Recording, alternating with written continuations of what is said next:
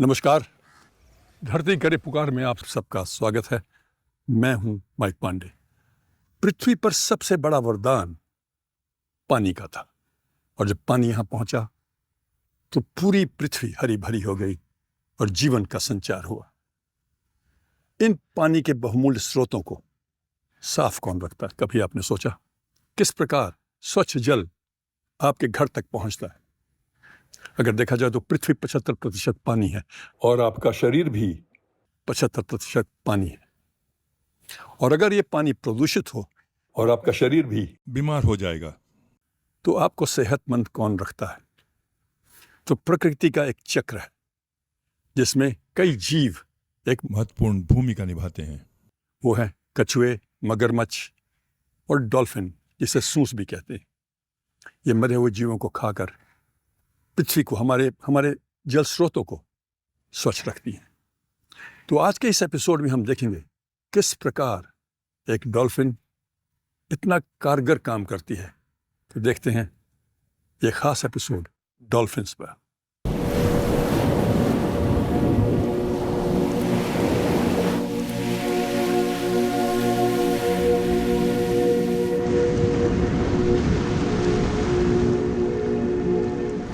महासागर।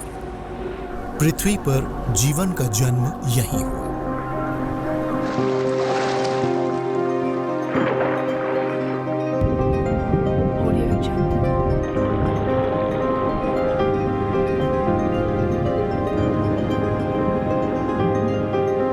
हमारे ग्रह के कुछ सबसे पुराने जीव यहीं पाए जाते हैं। व्हेल्स, टर्टल्स और डॉल्फिन्स। जब हम डॉल्फिन्स के बारे में सोचते हैं तो हमें समुद्री डॉल्फिन्स का ध्यान आता है, लेकिन डॉल्फिन्स पूरी दुनिया में मीठे पानी वाली नदियों में भी पाई जाती हैं।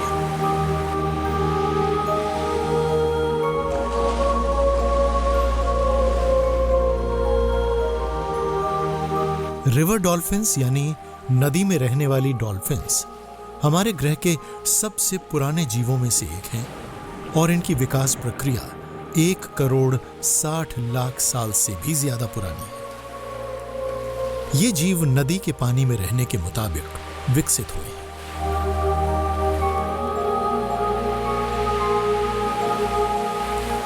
आज दुनिया में मीठे पानी में डॉल्फिन की 4 प्रजातियां पाई जाती हैं। ये हैं अमेज़न रिवर की बोटो, यांगजी रिवर की बेंजी, इंडस रिवर की भूलन और गंगा की गंजेटिक डॉल्फिन।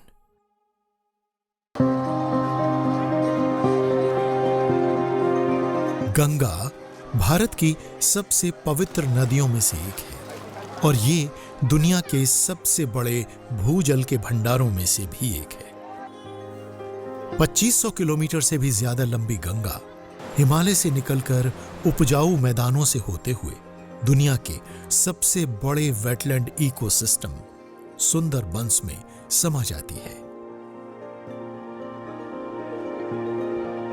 50 करोड़ से भी ज्यादा लोग अपनी रोजी रोटी के लिए गंगा रिवर बेसिन पर निर्भर करते हैं, यानी भारत की लगभग 40% आबादी। ये नदी केवल लोगों की ही जीवन रेखा नहीं है, बल्कि हजारों जमीनें और पानी में रहने वाली प्रजातियां भी गंगा और इससे पनपने वाले पर्यावासों पर निर्भर करती हैं। गंगा बेसिन पूरी दुनिया से आने वाले हजारों प्रवासी पक्षियों के लिए भी सर्दियों में एक पसंदीदा बसेरा साबित होता है। और इसी नदी में मिलती है गंजेटिक रिवर डॉल्फिन, जिसे ब्लाइंड गंजेटिक डॉल्फिन भी कहा जाता है। ये अनोखे ढंग से ढली एक ऐसी मैमल यानी स्तनधारी जीव है जो गंगा के मीठे पानी में खूब पनपती है और साथ ही पूरे नदी के पारिस्थितिकी तंत्र की सेहत को भी दर्शाती है। गंजेटिक रिवर डॉल्फिन का पता सबसे पहले 1801 में लगा। जेनेटिक रूप से ये दृष्टिहीन होती है। इसके आई सॉकेट तो होते हैं, लेकिन आंखें नहीं होती, क्योंकि गंगा के गदले पानी में इनका कोई उपयोग नहीं है। कभी ये डॉल्फिन पूरे भारत, नेपाल और बांग्लादेश में मिलती थी, लेकिन आज रिवर डॉल्फिन अपने ज्यादातर मूल पर्यावास से विलुप्त हो गई है और अब सिर्फ गंगा, ब्रह्मपुत्र, मेघना और कर्णफुली सांगू रिवर सिस्टम्स में ही मिलती है, जो बांग्लादेश और भारत में है। ये भारत के 7 राज्यों में मिलती है: असम, पश्चिम बंगाल, बिहार, झारखंड, उत्तर प्रदेश, मध्य प्रदेश और राजस्थान। गंगा रिवर डॉल्फिन को नदियों के संगम के आसपास वाला गहरा पानी ज्यादा अच्छा लगता है। ये झुंडों में रहती हैं और अपनी खुराक ढूंढने या आपस में बात करने के लिए सोनार एकोलोकेटर्स का इस्तेमाल करती हैं। ये एक तरह से करवट लेकर भी तैरती हैं और नदी की तली के पैटर्न्स और ग्रूव्स का पता लगाने के लिए अपने फिन्स इस्तेमाल करती हैं। साथ ही इसके जरिए ये अपने नेस्ट वाले इलाकों तक पहुंचने के लिए इसे लोकेशन फाइंडर के तौर पर भी प्रयोग में लाती है। ये मार्किंग्स इनकी जिंदगी में किसी लक्ष्य की तरह एक महत्वपूर्ण भूमिका निभाती हैं। ये इनकी मदद से दूसरे सदस्यों और बच्चों को अपने सुरक्षित आशियानों तक पहुंचा देती हैं। भारत सरकार ने 2010 में गंजेटिक रिवर डॉल्फिन्स को नेशनल एक्वेटिक एनिमल घोषित किया। इससे इसे वाइल्ड लाइफ प्रोटेक्शन एक्ट के शेड्यूल 1 में शामिल कर लिया गया और इसे भारत में टाइगर के समान ही सबसे ज्यादा संरक्षण मिलने लगा। पर आज दुर्लभ और अनूठी गंजेटिक रिवर डॉल्फिन और उसके पर्यावास दबाव में है।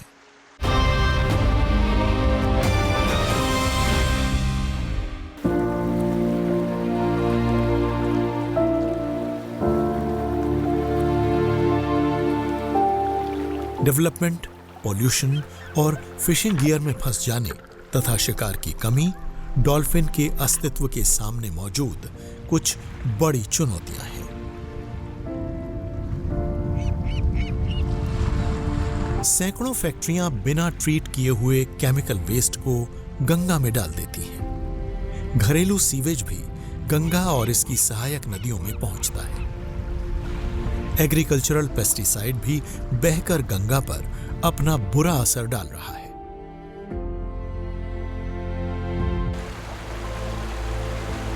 गंगा दुनिया में मछुआरों की सबसे बड़ी आबादी की आजीविका का स्रोत है। हालांकि पकड़ी जाने वाली मछलियों की तादाद घट रही है, लेकिन मछलियों की मांग बढ़ती जा रही है। ग्राहकों की बढ़ती मांग को पूरा करने के लिए मछुआरे छोटी मैश वाले गिल नेट्स इस्तेमाल करते हैं। कभी कभी वो मच्छरदानी भी प्रयोग में लाते हैं, लेकिन इन पर कानूनी रोक है। इन नेट्स को लापरवाही से फेंक दिया जाता है। डॉल्फिन्स और दूसरी प्रजातियां अक्सर नदी में तैर रहे इन जालों में फंस जाती हैं।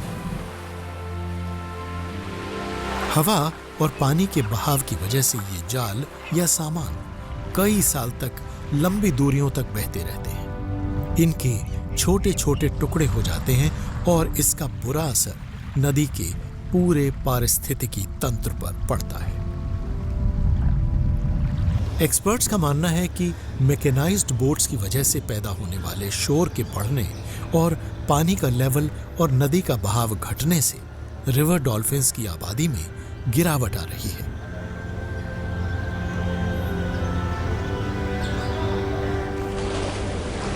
गंजेटिक रिवर डॉल्फिन की आबादी के घटने की एक और वजह यह है कि डॉल्फिन्स गहरे पानी और समान बहाव को पसंद करती हैं, लेकिन बैराजों की वजह से उनकी आवाजाही रुक जाती है और वो अलग थलग पड़ जाती हैं और इसका उनकी आबादी पर विपरीत असर पड़ता है। रेत की खुदाई और नावों की वजह से होने वाले अवरोध के कारण नदी की तली में डॉल्फिन्स द्वारा बनाए गए रास्तों को नुकसान पहुंचता है और दृष्टिहीन डॉल्फिन और उनके बच्चों को परेशानी होती है।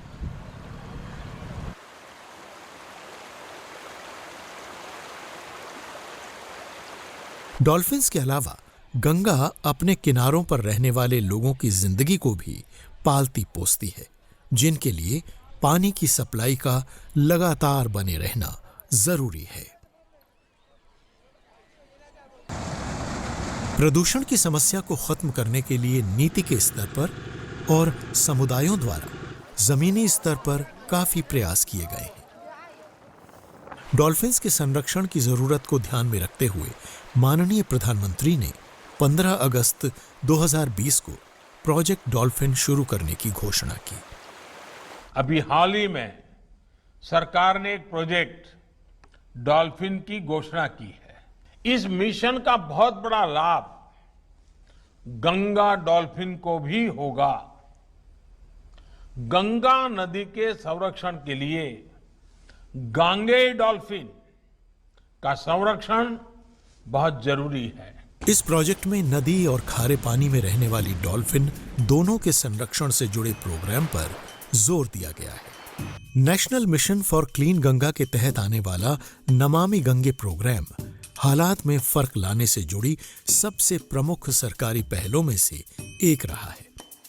गंगा बेसिन में बड़े स्तर पर सीवेज ट्रीटमेंट प्लांट्स की स्थापना की गई है ताकि पानी को नदी में वापस छोड़ने से पहले प्रदूषक तत्वों यानी एफ्लुएंट्स को मैनेज और ट्रीट किया जा सके।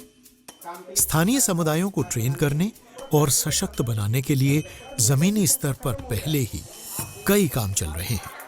ये कोशिशें खासकर उन लोगों के लिए हैं जो नदी पर सबसे ज्यादा निर्भर हैं। कोशिश है कि नदी का भी संरक्षण हो और साथ ही गेंजेटिक रिवर डॉल्फिन का भी। एक और प्रोग्राम माई गंगा माई डॉल्फिन शुरू किया गया है ताकि बिजनौर से लेकर बुलंदशहर में नरौरा तक के 250 किलोमीटर के हिस्से में डॉल्फिन की गणना की जा सके। वाइल्ड लाइफ एक्सपर्ट्स स्थानीय समुदायों को इस गणना में मदद करने के लिए ट्रेनिंग दे रहे हैं। गंगा के पूरे किनारे पर वॉलंटियर्स के साथ साथ सेल्फ हेल्प ग्रुप्स भी बनाए गए हैं।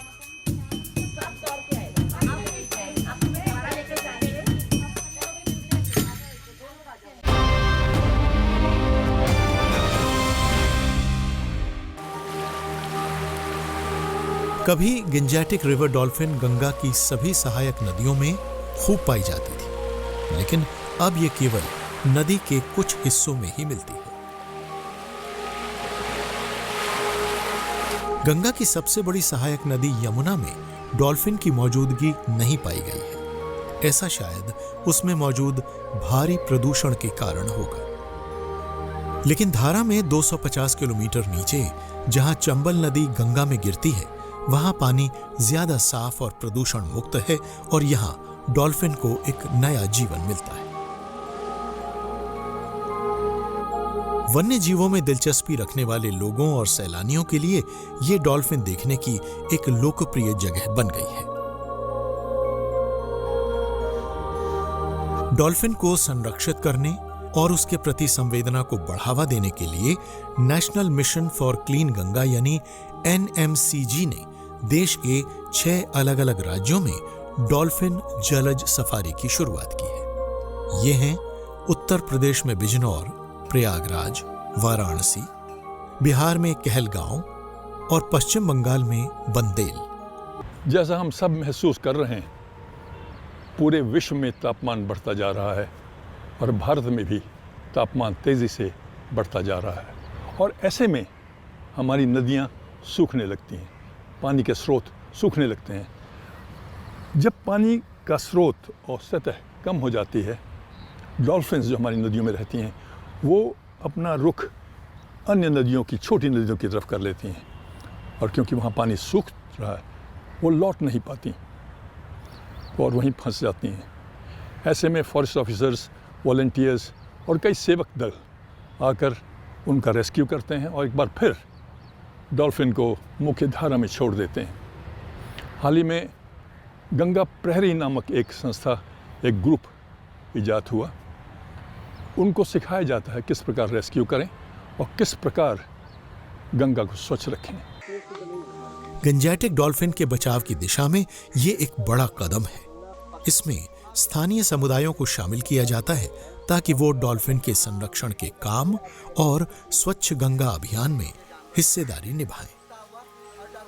सफारी इस क्षेत्र के लोगों के लिए आय का एक जरिया और राजस्व जुटाने का एक स्रोत भी साबित होगी, और ये लोग डॉल्फिन्स के कल्याण को सुनिश्चित करेंगे और इस प्रजाति के संरक्षक बन जाएंगे। वॉलंटियर्स को ट्रेनिंग दी जा रही है ताकि वो सैलानियों को डॉल्फिन दिखाने के लिए बोट राइड पर ले जा सके।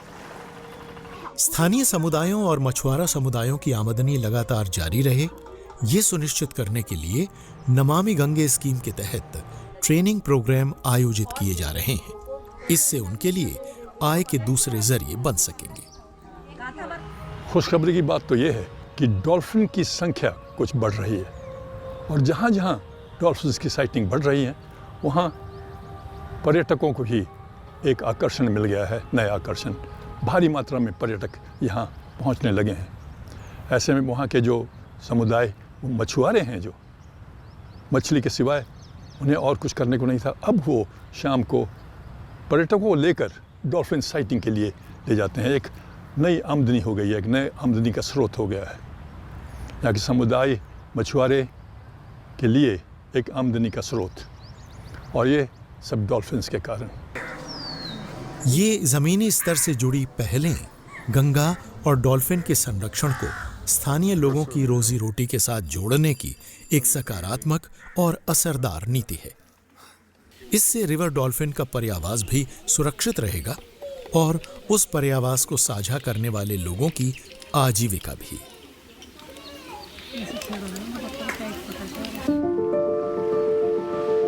वन विभाग और फ्रंटलाइन स्टाफ इस इलाके में नियमित निगरानी रखते हैं ताकि कोई गैर कानूनी हरकत न होने पाए।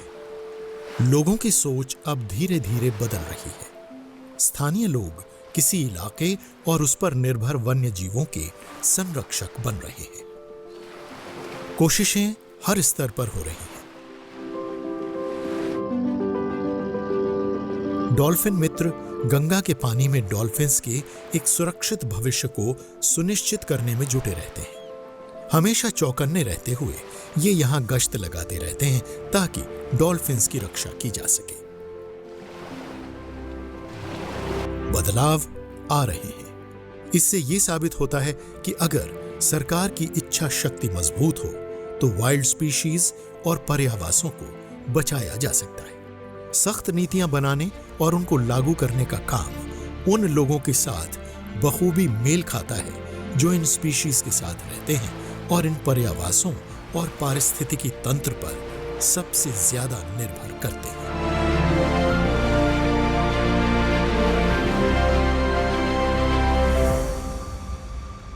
जैसा आपने देखा, जब प्रोजेक्ट डॉल्फिन शुरू हुआ तो उसमें केवल गंगा डॉल्फिन की बात ही नहीं हुई।